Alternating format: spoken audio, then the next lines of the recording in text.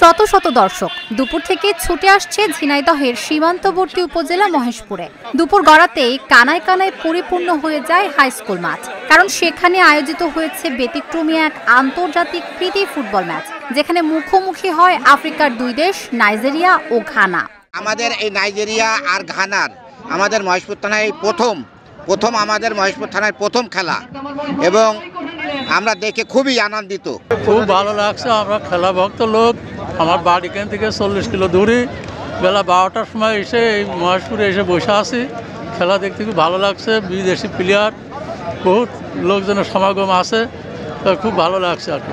খেলার পুরো সময় মাঠ জুড়ে ছিল উৎসবের আমেজ। ঢাক ঢোল আর সমর্থকদের উল্লাসে মুখরিত ছিল চারদিক। আনুষ্ঠানিকতা শেষে বিকেল 4টায় বল মাঠে গড়ায়। শুরু হয় আক্রমণ পাল্টা আক্রমণ। দুদলের খেলোয়াড়দের পাসিং আর গোলের উল্লাসে মুখরিত হয় পুরো মাঠ। আফ্রিকান খেলোয়াড়দের গতি, দক্ষতা আর পারস্পরিক বোঝাপড়ায় মুগ্ধ হয় উপস্থিত দর্শকরা। এটা আমাদের মহেশপুর থানা, আমার বয়স 30 বছর, আজ প্রথম এই ফুল টিম নাইজেরিয়া এবং ঘানার ম্যাচ দেখছি। আমার বাড়ি মেলাধুর, প্রায় 40 কিলো 50 মাইল হবে এখান থেকে। খেলা দেখতে খুব ভালো লাগে, তাই সে কাজ কাম ফেলেতেই খেলা দেখতে আসছি। বিদেশি প্লেয়ার আসছে শুনছি, তাই খেলা দেখতে হয়। বেলা 12টার সময় এই যাই বসে আছি। প্রথমার্ধে দুই দলের সমান তালে লড়ে গেলেও গোলের দেখা মেলেনি। বিরতির পর আরও আক্রমণাত্মক হয়ে ওঠে দুদল। এরই মধ্যে নাইজেরিয়ার 6 নম্বর জার্সিধারী খেলোয়াড়ের দারুণ শটে প্রথম গোল আসে। তবে কর্নার থেকে ঘানার এক খেলোয়াড়ের আত্মঘাতী গোলের ফলে সমতায় ফিরে ম্যাচ। আমি এসেছি গাড়াবাড়িয়া থেকে। আসলে মহেশপুরে যে এরকম একটা খেলা আমরা যে দেখতে পারবো আসলে কখনো ভাবিনি। তবে অনেক ভালো লাগছে।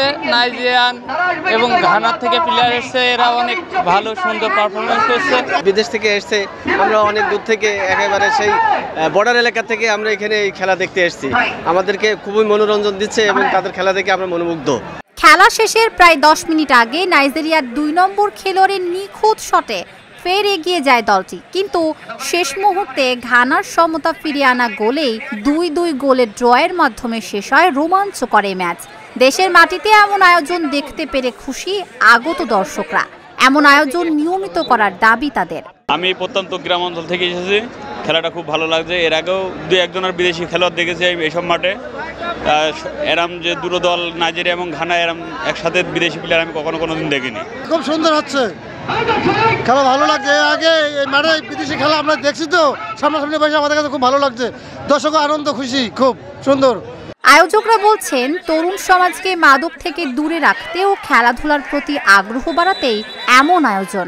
তন্ময় স্পোর্টিং ক্লাবের পক্ষ হইতে বিগত আরও কয়েকটা টুর্নামেন্ট এই মাঠেই করেছি, দর্শকের আনন্দ দেওয়ার জন্য, দর্শকের চাহিদা মোতাবেক আসলে এই খেলার আয়োজন করা। আপনারা জানেন বর্তমান যুব সমাজ মাদক, মোবাইল গেমসের মাধ্যমে ঢুকে গেছে।